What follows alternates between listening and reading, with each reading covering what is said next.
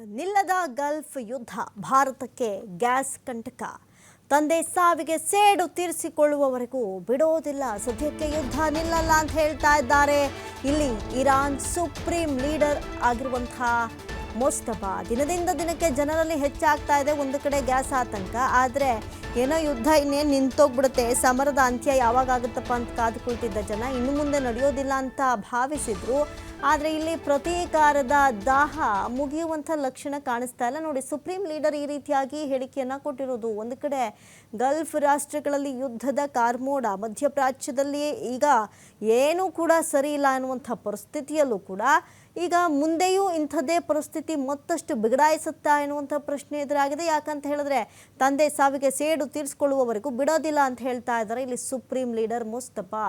ಹಾಗಾದರೆ ಈ ಯುದ್ಧ ಇಲ್ಲಿಗೆ ನಿಲ್ಲಲ್ವಾ? ಇನ್ನು 6 ತಿಂಗಳು ನಡೀಬಹುದು ಅನ್ನುವಂಥ ಒಂದು ಅಂದಾಜಿತ್ತು. ಜೊತೆಗೆ 4-5 ವಾರಗಳು ಮಾತ್ರ ಕಂಟಿನ್ಯೂ ಮಾಡ್ತೀವಿ ಅಂತ ಟ್ರಂಪ್ ಘೋಷಣೆ ಮಾಡಿದರು. ಆದರೆ ಎಲ್ಲೋ ಒಂದು ಕಡೆ ಎಲ್ಲವನ್ನು ಎದುರಿಸುವಂಥ ಸಾಮರ್ಥ್ಯ ಇರೋದಿಲ್ಲ ಇರಾನ್ಗೆ ಅಂದುಕೊಂಡಿದ್ದು ಈಗ ತಲೆ ಕೆಳಕಾಗುವಂಥ ಪರಿಸ್ಥಿತಿ ಬಂದಿದೆ. ಯಾಕಂತ ಹೇಳಿದ್ರೆ ಇರಾನ್ ನಾನು ಕೂಡ ಕಾಂಪಿಟೇಟರೇ, ಸರಿಯಾಗಿ ಕೊಡ್ತೀನಿ ನೋಡಿ ಅಂತ ಹೇಳಿ ಈಗಾಗಲೇ ಒಂದಷ್ಟು ಕ್ಷಿಪಣಿಗಳನ್ನು ಬಾಂಬ್ಗಳನ್ನು ಉಡಾಯಿಸುವಂಥ ಕೆಲಸ ಮಾಡ್ತಾ ಇತ್ತಲ್ಲ, ಅದು ಮತ್ತಷ್ಟು ಕಂಟಿನ್ಯೂ ಆಗುತ್ತೆ. ಹಾಗಾದರೆ ಇರಾನ್ ಎಷ್ಟು ಸ್ಟಾಕ್ ಇಟ್ಕೊಂಡಿತ್ತು ಅನ್ನುವಂಥ ಪ್ರಶ್ನೆ ಬರುತ್ತೆ. ಯಾಕಂತ ಹೇಳಿದ್ರೆ ಇರಾನ್ ಇಲ್ಲಿ ಸೈಲೆಂಟ್ ಆಗುವ ಲಕ್ಷಣ ಕಾಣಿಸ್ತಾ ಇಲ್ಲ. ಸುಪ್ರೀಂ ಲೀಡರ್ ಈ ಹೇಳಿಕೆ ಕೊಟ್ಟಿರೋದು ಸದ್ಯಕ್ಕೆ ಯುದ್ಧ ನಿಲ್ಲೋದಿಲ್ಲ ಅಂತ ಹೇಳಿ.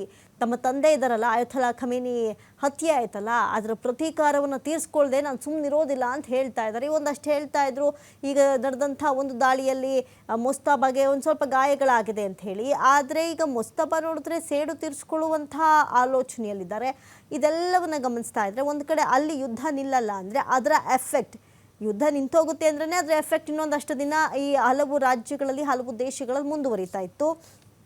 ಆದರೆ ಸದ್ಯಕ್ಕೆ ಈ ಒಂದು ಸಮರ ನಿಲ್ಲೋದಿಲ್ಲ ಅನ್ನುವಂಥ ಒಂದು ಸಂದೇಶ ಪಾಸ್ ಮಾಡಿದ್ದಾರಲ್ಲ ಇರಾನ್ ಸುಪ್ರೀಂ ಲೀಡರ್, ಈ ಮೂಲಕ ನಮಗೀಗ ಪ್ರಶ್ನೆ ಬರ್ತಾ ಇರೋದು ಇನ್ನು ಎಷ್ಟು ದಿನ ನಪ್ಪ ಈ ರೀತಿಯಾದಂಥ ಅಭಾವ ರಾಜ್ಯದಲ್ಲಿ ದೇಶದಲ್ಲಿ ಸಿಗುತ್ತೆ ಅಂತ ಹೇಳಿ.